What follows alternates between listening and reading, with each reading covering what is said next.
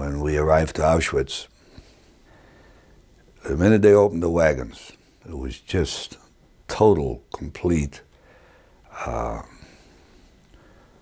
misery, beatings and screamings and beatings and barking of dogs and growling of dogs and whistles of trains and screaming and beating and screaming and commands given. It was just like you open the doors and all of a sudden you find yourself in this inferno, in this unimaginable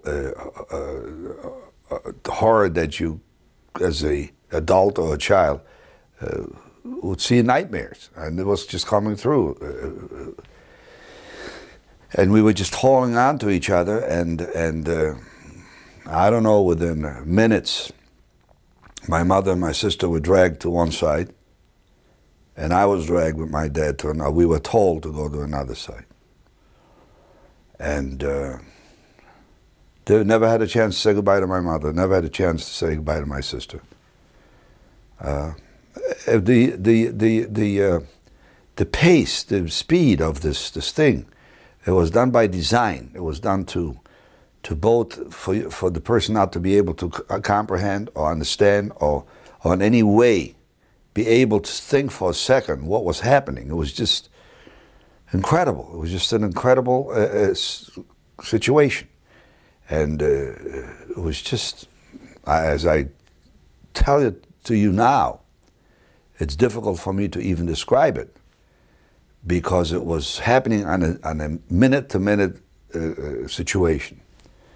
And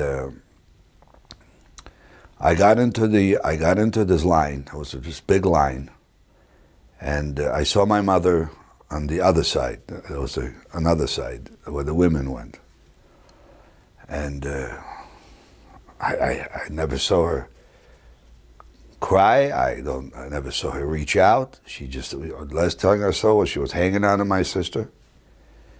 And my dad hollered to her, you take care of her, I'll take care of him, in Yiddish.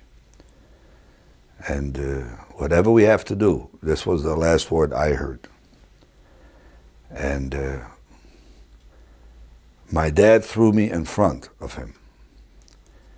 And he says, keep walking very tall, don't even, because we were observing what was going on in the front, you know, in the front of the lines.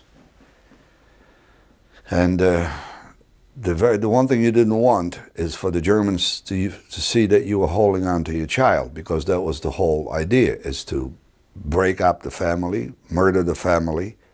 That was the genocide of the whole thing. So by not identifying that this is your child, there was a little bit of an edge you had to possibly survive. The fact that you were on your own and you sort of didn't belong to any family.